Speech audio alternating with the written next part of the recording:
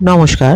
আপনার যদি মেষ রাশি হয় কিংবা যদি মেষ লগ্ন হয় তাহলে 2024 সালের জুলাই মাস আপনার জন্য অনেক দিক থেকেই গুরুত্বপূর্ণ হতে চলেছে।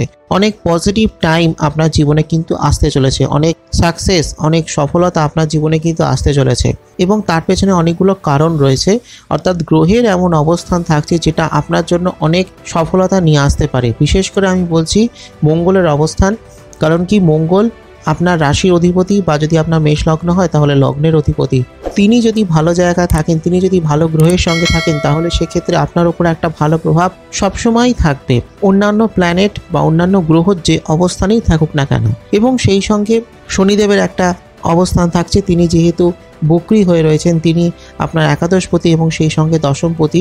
অর্থাৎ তিনি বক্রী হয়ে আছেন মানে তিনি একাদশে বসে বক্রী হয়ে তিনি দশম গৃহেরও ফল কিন্তু তিনি দেবেন। এবার এক্ষেত্রে কিছু পজিটিভ যেমন থাকবে, কিছু কিছু অবস্ট্রাকশন আসতে পারে, কিছু জায়গায় একটু সতর্ক থাকতে হবে। সেটা কোন জায়গায় আপনাকে সতর্ক থাকতে হবে সেই জায়গাগুলো যেমন আলোচনা করব। কোন কোন জায়গায় আপনার জীবনে উন্নতি আসবে, আপনার কর্মজীবনে, আপনার অর্থনৈতিক ক্ষেত্রে, আপনার পড়াশুনো বা কেরিয়ারের ক্ষেত্রে কোন জায়গায় উন্নতি আছে, কোন জায়গায় ভাগ্যের সহায়তা হবে, কোন সময় থেকে আপনার ভালো টাইম আসবে, বাকি প্ল্যানেটগুলো আপনার জন্য কতটা পজিটিভ হতে চলেছে, এই সমস্ত বিষয় নিয়ে আলোচনা করব এবং সেই অনুযায়ী আপনার শরীর স্বাস্থ্য, আপনার কর্মক্ষেত্র, পারিবারিক জীবন, শিক্ষাক্ষেত্র, অর্থনৈতিক ক্ষেত্র, ব্যবসা বাণিজ্য, চাকরি ইত্যাদি সমস্ত কেমন চলবে সেগুলো নিয়ে আলোচনা করব। এই মাসে করণীয় কিছু বিশেষ প্রতিকার নিয়ে আলোচনা করব এবং সেই সঙ্গে এই মাসে আপনার জন্য শুভ তারিখ কোনগুলো সেগুলোকে নিয়েও বলবো।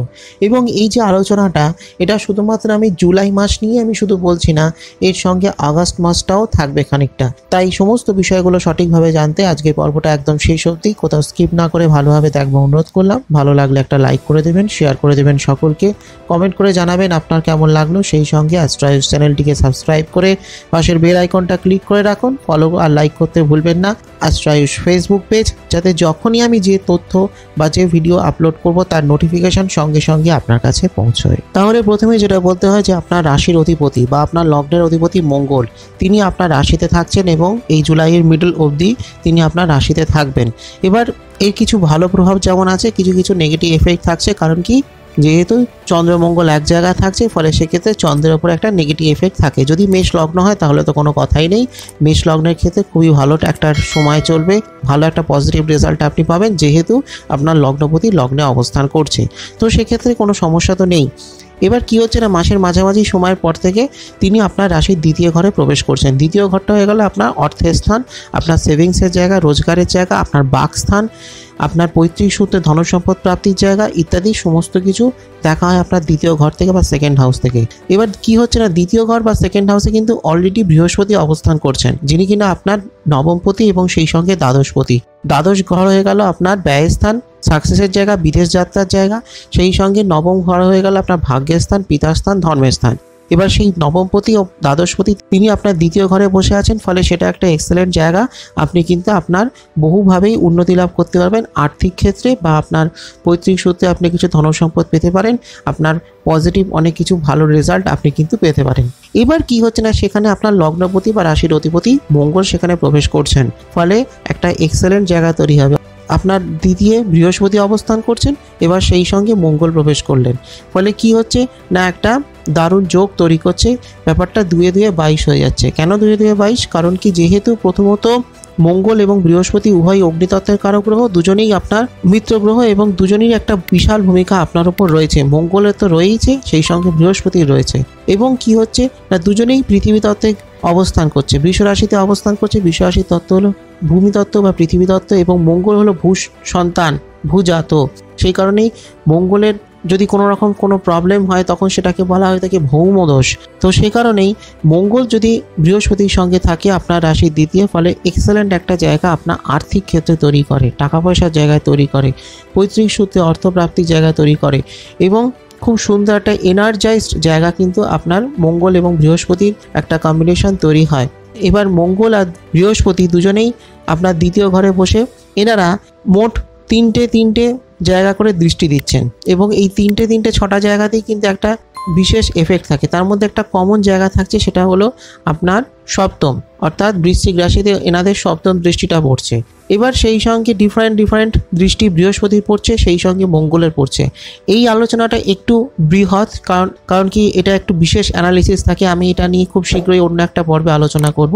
কিন্তু এই যে মঙ্গল বৃহস্পতি কনজুগেশন, এটা কিন্তু আপনার বহু দিকে বহুভাবে উন্নতি লাভ ঘটাবে।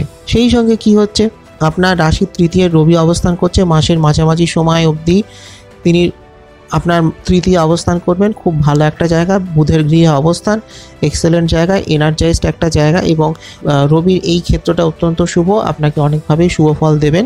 এবং সেই সঙ্গে কি হচ্ছে না, মাসের মোটামুটি প্রথম সপ্তাহ অবধি শুক্র আপনার তৃতীয় রবির সঙ্গে থাকছে, বুধ থাকছে আপনার তৃতীয়। তিনটি প্ল্যানেট এক জায়গায় থাকছে। বুধ হয়ে গেল আপনার তৃতীয়পতি এবং ষষ্ঠপতি, তিনি রবির সঙ্গে শুক্রের সঙ্গে থাকছেন, সেটা একদিকে ভালো। কিন্তু কি হচ্ছে না, শুক্র যেহেতু রবির সঙ্গে থাকছে, ফলে একটু নেগেটিভ থাকবে। এবার কি হচ্ছে না, 7 তারিখের পর থেকে শুক্র আপনার কর্কটে প্রবেশ করছেন, ফলে সেটা একটা অত্যন্ত পজিটিভ একটা জায়গা। কর্কট হয়ে গেল আপনার চতুর্থ স্থান, চতুর্থ ঘর হয়ে গেল আপনার ডিজায়ারের জায়গা, স্বপ্নের জায়গা, ইচ্ছে পূরণের জায়গা, পরিবার পরিজন, প্রাথমিক শিক্ষা, মাতৃস্থান ইত্যাদির জায়গা। তো সেখানে শুক্রের প্রবেশ নিঃসন্দেহে একটা ভালো জায়গা। আবার মাসের মাঝামাঝি সময়ের পর রবি এবং বুধ তারাও প্রবেশ করবেন, ফলে সেটাও একটা অত্যন্ত পজিটিভ ক্ষেত্র। এবং তখন কি হচ্ছে না, শুক্র এবং রবির মধ্যে একটা ডিগ্রিগত দূরত্ব তৈরি হচ্ছে, ফলে নেগেটিভ এফেক্টটা আর লাগছে না। কিন্তু চতুর্থ ঘরে থাকবার জন্য একটা পজিটিভ এফেক্ট সবকটি প্ল্যানেটই আপনাকে দেবেন। এবং তার ফলে কি হচ্ছে, এনারা চতুর্থ ঘরে অবস্থান করছেন এবং এনাদের একটি সপ্তম দৃষ্টি পড়ছে আপনার দশমে গিয়ে, ফলে আপনার কর্মক্ষেত্রে একটা অগ্রগতি কিন্তু আসবে। দশম হয়ে গেল আপনার কর্মের জায়গা, এবং কর্মগৃহে এনাদের দৃষ্টি অবশ্যই একটা পজিটিভ সময় দেবে। আপনার সামনে যদি কোনো চ্যালেঞ্জ আসে, কোনো বাধাবিঘ্ন আসে, তাহলে সেগুলো কিন্তু চলে যাবে এবং আপনি কিন্তু বহু দিকেই বহুভাবে উন্নতি লাভ করতে পারবেন। পারিবারিক জীবনেও যেমন ভালো একটা প্রভাব থাকবে, সুপ্রভাব থাকবে, ঠিক সেরকমভাবেই আপনার কর্মক্ষেত্রেও ভালো প্রভাব থাকবে। এবং যেহেতু বকরি শনি, তিনি যেহেতু আপনার দশম গৃহেরও ফল তুলবেন, ফলে সেক্ষেত্রে তিনিও কিন্তু একটা ভালো রেজাল্ট, ভালো পজিটিভ টাইম আপনার জীবনে আসবেন। এবং তারপর মাসের শেষের দিকে বুধ আবার আপনার পঞ্চমে প্রবেশ করবেন, সেটাও অত্যন্ত শুভ বিদ্যার্থীদের জন্য, শিক্ষার্থীদের জন্য। এবং আপনি যদি পড়াশোনা করে ইন্টারভিউ, চাকরি প্রস্তুতি নেন, চাকরির পরীক্ষা দেন, তাহলে খুব ভালো জায়গা। বুধের অবস্থানটা অত্যন্ত শুভ। এবং তারপর যেটা কি হচ্ছে না, ষষ্ঠে কেতুর অবস্থান। এবার কেতু ষষ্ঠে বসে থাকার জন্য কিছু নেগেটিভ এফেক্ট থাকতে পারে, কিছু নেগেটিভ এফেক্ট দিতে পারেন, কিন্তু সেই নেগেটিভ এফেক্টটাকে কিছুটা কমিয়ে দেবে বৃহস্পতির দৃষ্টি। এবং বৃহস্পতির সঙ্গে যেহেতু মঙ্গলের অবস্থান করছেন, ফলে আরও ভালো একটা প্রভাব থাকবে। এবং কেতুর ওপর যেহেতু বৃহস্পতির দৃষ্টি থাকছে, ফলে কেতুর নেগেটিভ এফেক্ট, কেতুর ঋণাত্মক প্রভাবটা অনেকটাই কম থাকবে এবং তার পজিটিভ এফেক্টটা ক্রমাগতই বাড়তে থাকবে, শুভতা বৃদ্ধি পেয়ে থাকবে। তারপর যেটা কি হচ্ছে না, যেহেতু মঙ্গল, তিনি যেহেতু শুধুমাত্র আপনার লগ্নের বা রাশির অধিপতি নন, তিনি আপনার অষ্টমপতি, তিনি দ্বিতীয় ঘরে রয়েছেন, মানে সেক্ষেত্রে ধন সম্পদ, ভূ সম্পত্তি প্রাপ্তির জায়গাটাও তৈরি করে। এবং তারপর যেটা হলো শনিদেবের অবস্থান, তিনি বক্রী হয়ে অবস্থান করছেন এবং বক্রী হয়ে থাকার জন্য একাদশে বক্রী হয়ে আছেন, ফলে সেক্ষেত্রে কিছু কিছু অবস্ট্রাকশন কিন্তু তিনি দিতে পারেন। এবার অবস্ট্রাকশন মানে এটা না যে সবটাই খুব খারাপ, বরং বলা যেতে পারে যে তিনি যেহেতু স্লো প্ল্যানেট, তিনি যেহেতু স্লোলি মুভমেন্ট করছেন, ফলে সেক্ষেত্রে আপনিও একটু স্লোলি চলবেন, একটু ধীরে সুস্থে চলবেন। এবং যখনই যে কাজ করবেন, যখনই যে সিদ্ধান্ত নেবেন, সেটা একটু ধীরে সুস্থে নেবেন, তাহলে দেখবেন আপনার ওপর কোনো নেগেটিভ এফেক্ট আসবে না। এই বিষয়টাকে মাথায় রাখবেন। শনিদেব যেহেতু তিনি স্লো প্ল্যানেট এবং তিনি যেহেতু বক্রী অবস্থায় রয়েছেন, মানে তিনি পৃথিবীর সবাইকে আরও একটু গতি কমিয়ে ফেলেছেন। তো সেই স্লো গতিটাকে আপনার ধরতে হবে এবং আপনি কখনোই এই সময়ের মধ্যে তাড়াহুড়ো করবেন না, তাহলে দেখবেন আপনি অনেকটা ভালো থাকবেন এবং অনেক রকম সমস্যায় কিন্তু তখন আপনার জীবন থেকে কমতে থাকবে। তো এটা হলো গ্রহেদের মোট সার্বিক অবস্থান। এই সার্বিক অবস্থান সাপেক্ষে আপনার উপর কী প্রভাব পড়বে এই মাসে, জুলাই মাসে, বা ধরে নিতে পারি আগস্ট মাসেও কী প্রভাব পড়তে চলেছে, সেটা নিয়ে একটা ধাপে ধাপে আলোচনা করা যাক। যদি আপনার শরীর স্বাস্থ্য নিয়ে বলি, তাহলে বলবো শরীর স্বাস্থ্য কিন্তু মোটের উপর ভালোই থাকবে। শরীর স্বাস্থ্যের মনের ওপর একটু চাপ থাকতে পারে, বিশেষ করে মাসের মাঝামাঝি সময়ের অবধি কিছুটা চাপ থাকতে পারে, কারণ কি সেক্ষেত্রে আপনার রাশির অধিপতি বা আপনার লগ্নের অধিপতি তিনি আপনার রাশিতেই থাকছেন। বিশেষ করে যদি আপনার মেষ রাশি হয়, তাহলে সেক্ষেত্রে চন্দ্রমঙ্গল এক জায়গায় থাকছে, ফলে সেক্ষেত্রে মানসিক কিছু চাপ বা অশান্তি কিছু আসতে পারে। কিন্তু তারপর কিন্তু এইটা অনেকটাই কমে যাবে, কারণ কি মঙ্গল আপনার রাশির ঠিক দ্বিতীয় প্রবেশ করবেন, বৃহস্পতির সঙ্গে থাকছেন, ফলে সেক্ষেত্রে অনেক পজিটিভ এফেক্ট আপনার উপর থাকবে, শরীর স্বাস্থ্য অনেক ভালো থাকবে। এবং অষ্টমে যেহেতু এনাদের সপ্তম দৃষ্টি পড়ছে, ফলে অত্যন্ত শুভ একটি দৃষ্টি এবং আপনার শরীরের ওপর যদি কোনো রকম কোনো খারাপ এফেক্ট থাকে তাহলে কিন্তু সেই এফেক্টটা অনেকটাই কম থাকবে। শরীর স্বাস্থ্য অনেক দিক থেকেই ভালো থাকবে। তবে আপনার বয়সটা যদি একটু বেশি হয় তাহলে সেক্ষেত্রে আপনার কিছু সমস্যা হতে পারে, বিশেষ করে চোখের কিছু সমস্যা হতে পারে বা ইউরিন সিস্টেমের মূত্রের কিছু সমস্যা কিন্তু হতে পারে। এছাড়া যদি আপনার আগে থেকে কোনো সমস্যা থাকে, এই ধরনের যদি কোনো সমস্যা আগের থেকে থাকে বা হার্টের যদি কোনো প্রবলেম থাকে, লিভারের যদি কোনো প্রবলেম থাকে, তাহলে বলবো একটু সতর্ক থাকুন। কারণ কি যেহেতু ষষ্ঠে কেতুর অবস্থান, ফলে সেক্ষেত্রে একটু নেগেটিভ এফেক্ট আপনার উপর আসতে পারে। একটু সতর্ক আপনাকে কিন্তু এই কারণে থাকতে হবে। কিন্তু যেটা হলো কিনা, যেহেতু ষষ্ঠেও বৃহস্পতির দৃষ্টি থাকছে এবং যেহেতু বৃহস্পতির সঙ্গে ইউরেনাস এবং মঙ্গলের একটি কনজুগেশন তৈরি হচ্ছে, যেটা নিয়ে আমি আগামী পর্বে আলোচনা করব। তো কি হচ্ছে না, এই কনজুগেশনের ফলে কি হচ্ছে না, আপনার হেলথ রিলেটেড অনেক সমস্যা কিন্তু তখন কম থাকবে। এবং যেহেতু আপনার লগ্নপতি, বিশেষ করে যদি আপনার মেষ লগ্ন হয়, তাহলে লগ্নপতি বা আপনার রাশির অধিপতি মঙ্গল, তিনি যেহেতু বৃহস্পতির সঙ্গে মিত্র গ্রহের সঙ্গে থাকছেন বৃষ রাশিতে, ফলে সেক্ষেত্রে কিছু সমস্যা যদি হয়ও তাহলে সেই সমস্যাগুলো কিন্তু অনেকটা কন্ট্রোলে চলে আসবে। কোনো রকম কোনো প্রবলেম হলেই সেই প্রবলেমটা অনেকটা নিয়ন্ত্রণে আসবে। এবং প্রথম দিকে বা মাসের মাঝামাঝি সময় পর্যন্ত কিছু সমস্যা হলেও পরের দিকে সেই সমস্যাগুলো অনেকটা কন্ট্রোলে আসবে এবং কেতুর যে নেগেটিভ এফেক্ট সেটা অনেকটা কমে যাবে। কারণ কি, যেহেতু তার উপর বৃহস্পতির দৃষ্টি থাকছে এবং এর ফলে আপনার রোগ রিপু সংক্রান্ত কোনো প্রবলেম হলে সেই রোগ সংক্রান্ত সমস্যাও কিন্তু অনেকটাই কন্ট্রোলে থাকবে। এছাড়া যদি আপনি প্রত্যেক দিন যোগ ব্যায়াম, মেডিটেশন বা ধ্যান এগুলো যদি রোজ করেন তাহলে কিন্তু সেটা আপনার জন্য ভীষণই ভালো হবে, ভীষণভাবেই আপনি উপকৃত হবেন। এবার যদি আপনার প্রেম দাম্পত্য জীবন নিয়ে বলি তাহলে বলবো যে আপনার পঞ্চমপতি তিনি যেহেতু চতুর্থে থাকছেন, ফলে সেক্ষেত্রে তেমন কোনো খুব একটা সমস্যা হবে না। প্রথম দিকে তিনি তৃতীয় থাকছেন, ফলে সেক্ষেত্রে কিছু কিছু প্রবলেম হতে পারে, কিছু সমস্যা হতে পারে। কারণ কি, যেহেতু অগ্নিতত্ত্বের কারক গ্রহ রবি, যিনি কিনা আপনার পঞ্চমপতি, তিনি যেহেতু মিথুন রাশিতে অর্থাৎ বায়ুতত্ত্বে থাকছেন, ফলে কিছু প্রবলেম, কিছু সমস্যা, ছোটোখাটো কিছু প্রবলেম এগুলো হতে পারে। কিন্তু পরের দিকে এই টাইমটা আরও ভালো হবে যখন তিনি কর্কট রাশিতে, মিত্র রাশিতে প্রবেশ করবেন, ফলে তখন কিন্তু সেটা আরও ভালো হবে, আরও বেটার হবে। এবং আপনার পঞ্চম গৃহের ওপর যেহেতু শনিদেবের দৃষ্টি থাকছে এবং যেহেতু তিনি বক্রী হয়ে রয়েছেন, ফলে সেক্ষেত্রে অল্প বিস্তর কিছু প্রবলেম হলেও পরের দিকটা আরও টাইমটা ভালোর দিকে এগোবে।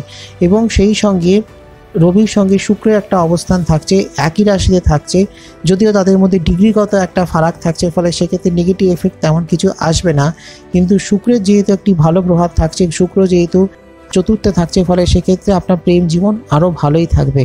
নেগেটিভ যদি কোনো প্রভাব থাকে, কোনো সমস্যা চলে, তাহলে সেই নেগেটিভ প্রভাবটা অনেকটা কন্ট্রোলে আসবে। এবং শেষের দিকে, জুলাই মাসের শেষের দিকে শুক্রও কিন্তু আপনার পঞ্চমে আসবে এবং সেই সঙ্গে বুধও কিন্তু আপনার পঞ্চমে আসবে। ফলে সেক্ষেত্রে যে নেগেটিভ এফেক্ট আপনার প্রেম জীবনে আসতে পারে, সেই নেগেটিভ এফেক্টগুলো তখন অনেকটাই কন্ট্রোলে আসবে। কোনো সমস্যা হলে সেই সমস্যাটা কেটে যেতে পারে। এবং সেই সঙ্গে যেহেতু শুক্র যেহেতু আপনার সপ্তমপতি এবং সপ্তমপতি অবস্থানটা যেহেতু ভালো থাকছে, মাসের মাঝামাঝি সময়ের পর থেকে শুক্রের জায়গাটা ক্রমাগতই ভালো হতে থাকবে। ফলে সেক্ষেত্রে আপনার প্রেম দাম্পত্য জীবন ভালো থাকবে। যদি বিবাহিত হন তাহলেও কিন্তু যথেষ্ট সুন্দর একটা টাইম চলবে। প্রেম দাম্পত্য জীবন যথেষ্ট ভালো। যদি বিয়ে করতে চান তাহলে সেই বিয়েটাও আপনার ভালোই হবে, বিয়ের জায়গাটা ভালো। এবং আপনি যদি প্রেমে থাকেন তাহলে সেই প্রেম কিন্তু বিয়ের দিকে এগোতে পারে। টাইমটা যথেষ্ট ভালো। আপনার 4th হাউস ভালো রয়েছে, 5th হাউস ভালো রয়েছে এবং 7th হাউস ভালো থাকছে।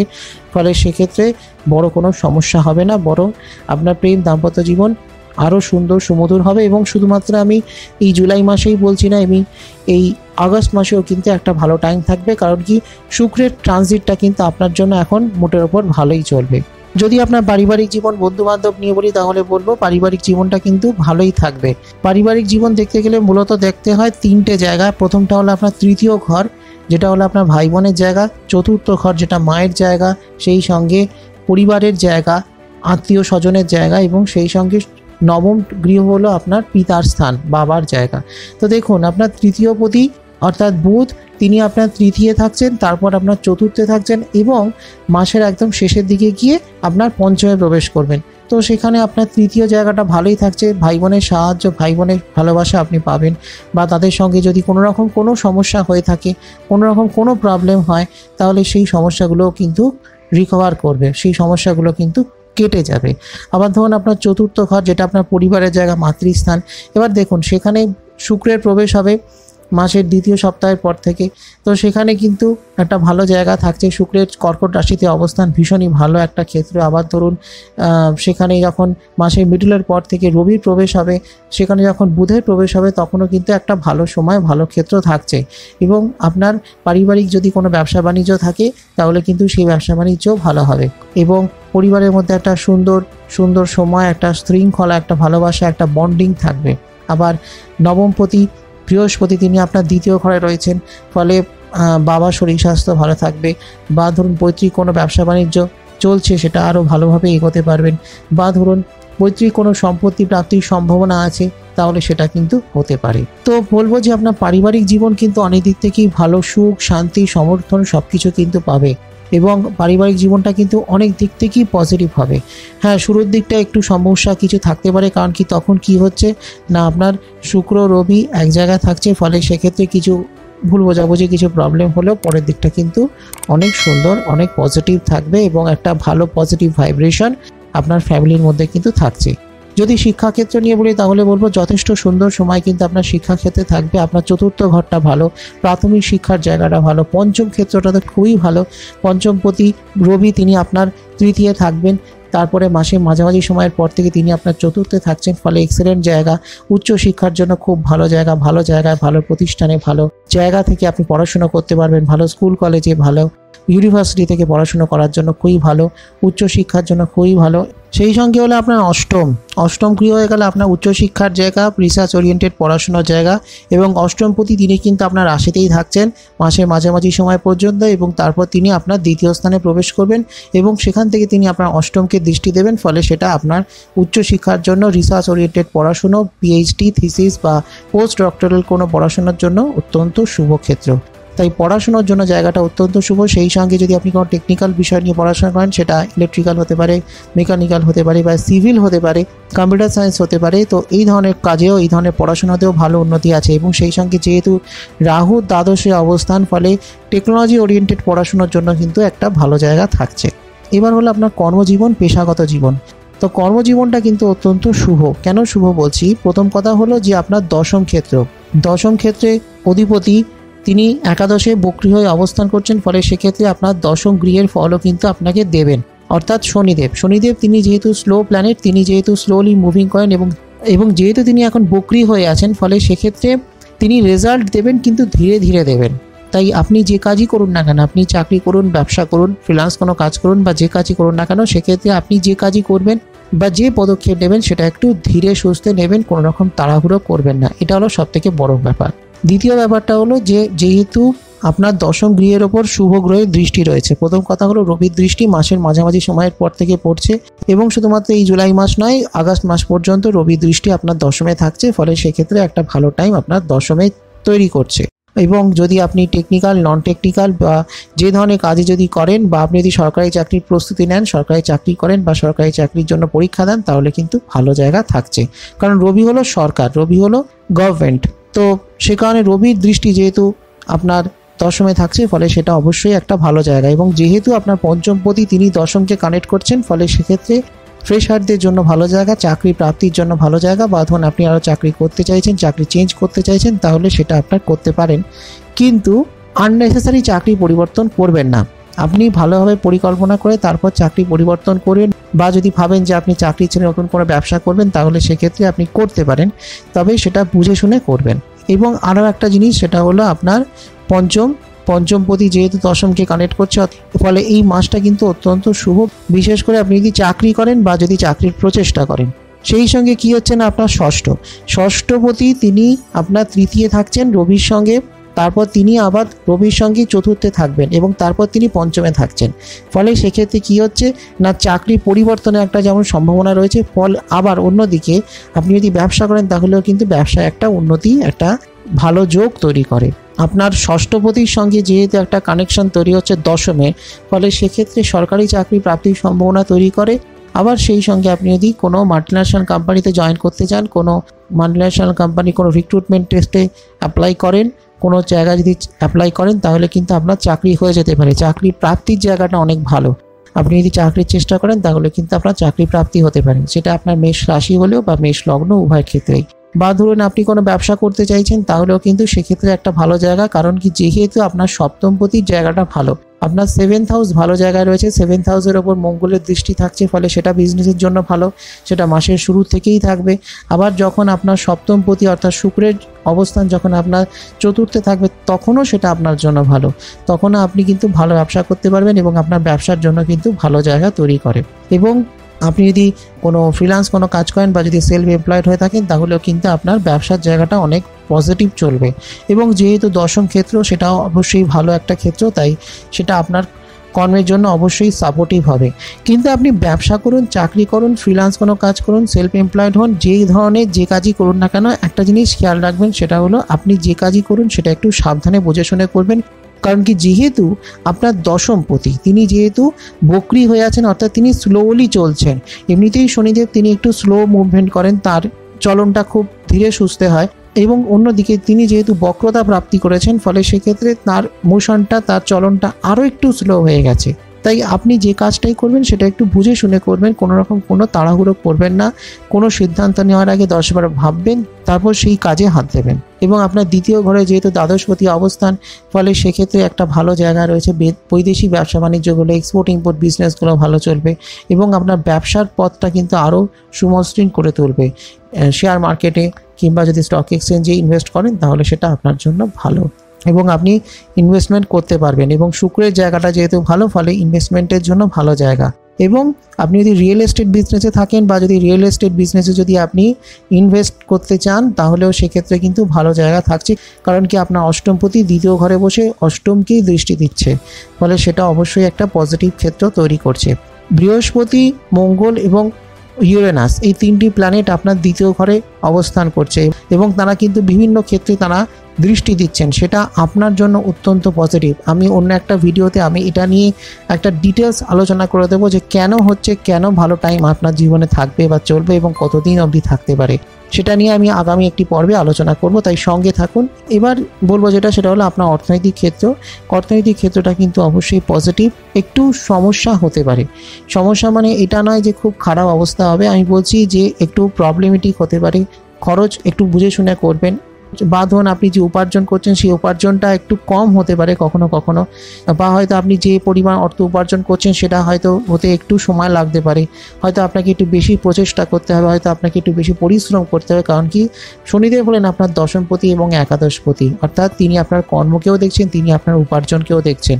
এবার যেহেতু তিনি একাদশে বসে বক্রি হয়ে গেছেন, মানে তিনি আপনাকে অর্থ তো দেবেন, প্রচুর অর্থ দেবেন, টাকা পয়সা প্রচুর দেবেন, কিন্তু প্রবলেমটা হচ্ছে কি না, তিনি একটু দেরি করে দেবেন। কারণ কি, তিনি এখন বক্রি অবস্থায় রয়েছেন। কিন্তু আপনার প্রচেষ্টা, আপনার পরিশ্রমটাকে কোনোভাবেই কমাবেন না এবং আপনি সৎভাবে, সৎ পদ্ধতিতে আপনি প্রচেষ্টা চালিয়ে যাবেন। যেহেতু দ্বাদশে রাহু রয়েছে, ফলে সেক্ষেত্রে এরকম হয় যে কিছু ছল চাতুরি, কিছু চালাকির দ্বারা আপনি কিছু করার চেষ্টা করতে পারেন। রাহু এরকম কিছু করিয়ে দেয়। রাহু মানুষকে দিয়ে ভুল কাজ করে এবং তারপর সেই ভুল কাজেই মানুষকে ফাঁসিয়ে দেয়। তো কখনোই সেই ফাঁসে কিন্তু ফাঁসবেন না। এমনিতে শনিদেব যেহেতু একাদশে রয়েছে, ফলে রাহু খুব একটা নেগেটিভ এফেক্ট তো আপনাকে দিতে পারবে না।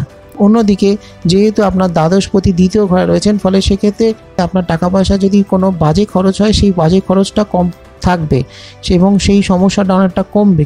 কিন্তু যেহেতু শনিদেব তিনি আবার বক্রি অবস্থায় রয়েছেন, ফলে সেক্ষেত্রে আপনি রোজগার করতে পারবেন ঠিকই, কিন্তু সেটার জন্য একটু সমস্যা হতে পারে বা একটু দেরি হতে পারে। আপনার উপার্জন সবই হবে, কিন্তু একটু দেরিতে হবে, ধীরে ধীরে হবে, কিন্তু হবে। এবং আপনার কর্মক্ষেত্র যেমন ভালো হবে, আপনার প্রচেষ্টা একটু বেশি করতে হবে। যে কাজ করছেন, যে পথে কাজ করছেন, সেটা ব্যবসা হতে পারে, চাকরি হতে পারে, ফ্রিল্যান্স কোনো কাজ হতে পারে, বা আপনি সেলফ এমপ্লয়েড হতে পারেন। বিভিন্ন ধরনের প্রফেশন তো হয়ে থাকে, তো আপনি যে প্রফেশনেই থাকুন না কেন, সেখানে আপনার পরিশ্রমটা বেশি হবে এবং আপনি আপনার সঠিক পরিশ্রমে কিন্তু আপনি অর্থ উপার্জন করতে পারবেন। তো মোট কথা, আপনার আর্থিক ক্ষেত্রটা খুব একটা খারাপ নয়। আর্থিক ক্ষেত্রে অনেক দিক থেকেই পজিটিভ হবে এবং যেহেতু মঙ্গলের একটা দৃষ্টি থাকছে, মঙ্গল যেহেতু আপনার পঞ্চমকে দৃষ্টি দিচ্ছে, মঙ্গল আপনার দশমকে দৃষ্টি দিচ্ছে, সেই সঙ্গে মঙ্গল যেহেতু আপনার অষ্টমকে, নবমকে দৃষ্টি দিচ্ছে, বৃহস্পতির একটি দৃষ্টি আপনার দশমে পড়ছে, ফলে সেক্ষেত্রে খুব একটা অসুবিধে হবে না, খুব একটা প্রবলেম হবে না। অল্প বিস্তর কিছু সমস্যা, কিছু অবস্ট্রাকশন আসলেও সেগুলো কিন্তু আলটিমেটলি কেটে যাবে। এরপর হলো যে এই মাসে কিছু সহজ কাজ করতে পারেন, যেটা করলে পরে আপনার গোটা মাসটা খুব সুন্দর চলতে পারে। প্রথম কথা হলো, প্রত্যেক শনিবার করে যদি একটা অশ্বত্থ গাছের নিচে একটা সর্ষের তেল পশ্চিম দিকে মুখ করে যদি জ্বালাতে পারেন তাহলে সেটা ভীষণ ভালো হবে। দ্বিতীয়ত হলো প্রত্যেক দিন যদি আপনি সূর্যদেবকে পুজো বা সূর্যদেবেরকে যদি অর্ঘ্য নিবেদন করতে পারেন, তামার কোনো পাত্রে, তামার কোনো ঘটে বা তামার কুশির মধ্যে জল নিয়ে যদি অর্ঘ্য নিবেদন করতে পারেন সেটা ভীষণ ভালো। আর তাছাড়া প্রত্যেক দিন নিজের কপালে যদি একটি হলুদের টিপ লাগাতে পারেন তাহলে সেটা খুবই ভালো হবে। এবার হলো এই মাসে আপনার জন্য শুভ তারিখ হলো 2, 3, 4, 7, 8, 9, 10, 11, 19, 20, 23, 24, 30 এবং এই তারিখগুলো আপনার জন্য অনেক পজিটিভ। কোনো শুভ কাজ, বিশেষ কাজ এই দিনগুলো শুরু করতে পারেন এবং একটু সতর্ক বা সাবধান থাকতে হবে যে তারিখগুলো, সেটা হচ্ছে 1, 12, 13, 17, 18, 25, 26, 27, 28 এবং 29। এই তারিখগুলো একটু সাবধানে থাকবেন, আদারওয়াইজ গোটা মাসটাই কিন্তু আপনার জন্য মোটের ওপর ভালোই থাকবে। তো এটাই ছিল আমার আজকের সম্পূর্ণ আলোচনা। ভালো লাগলে একটা লাইক করে দেবেন, শেয়ার করে দেবেন সকলকে, কমেন্ট করে জানাবেন অবশ্যই আপনার কেমন লাগলো বা আর কোন ধরনের তথ্য ভিডিও আপনি চান।